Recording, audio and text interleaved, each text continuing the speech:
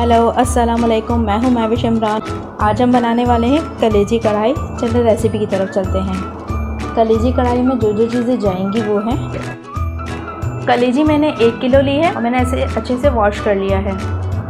मैंने 3 अदद दरमियानी प्याज ली है और इसे मैंने इस तरीके से कट कर लिया है।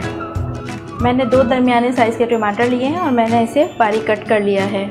ऑयल जाएगा इसके अंदर। ऑयल तकरीबन मैंने 1 प्याली लिया है। तकरीबन 10 अदद मैंने साबुत काली मिर्चें ली हैं और मैंने इसके अंदर 3 अदद लौंग ली हैं। सफ़ेद ज़ीरा इसके अंदर जाएगा 1 चाय का चम्मच। 1 खाने का चम्मच सूखी मेथी इसके अंदर जाएगी। लहसुन अदरक का पेस्ट जाएगा इसके अंदर 2 चाय के चम्मच। नमक हस्ब ज़रूरत। लाल मिर्च पाउडर 2 चाय के चम्मच। हल्दी पाउडर 1 चाय का चम्मच।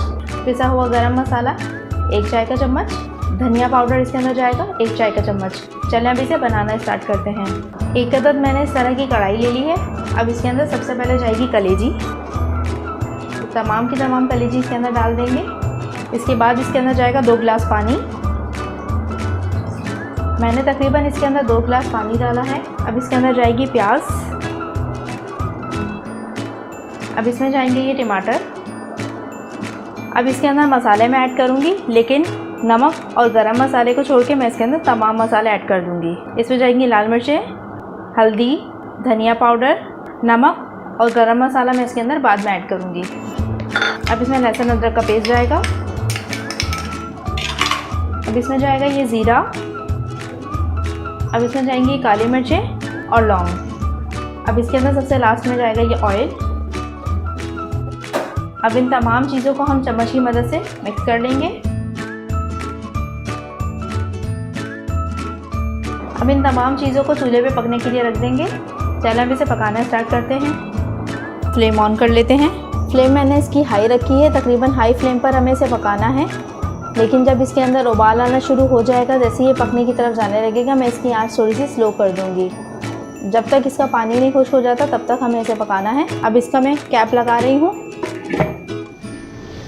ये देख लीजिए उबाल इसके अंदर आना शुरू हो गया है। अब मैं इसकी आंच थोड़ी सी स्लो कर दूँगी। इसे चमचा चला लेंगे और आंच थोड़ी सी हम इसकी दरमियानी कर देंगे। मैं इसका कैप दोबारा लगा रही हूँ। अब हम इसे दरमियानी आंच पर पकाएंगे। चलिए अब इसे चेक कर लेते हैं। पानी इसका अच्छा खासा खुश्क होने लगा है। अब इस टाइम पर मैं इसके अंदर डालूँगी नमक।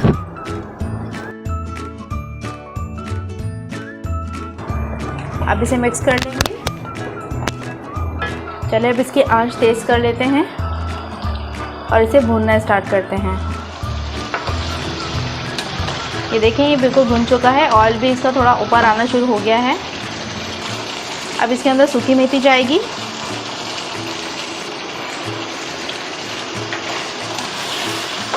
इसे मिक्स करेंगे। इसके अंदर जाएगा ये गरम मसाला। अब इसे थोड़ी देर के लिए हम दम पे रख देंगे। चलिए अब इसे डिश आउट कर लेते हैं।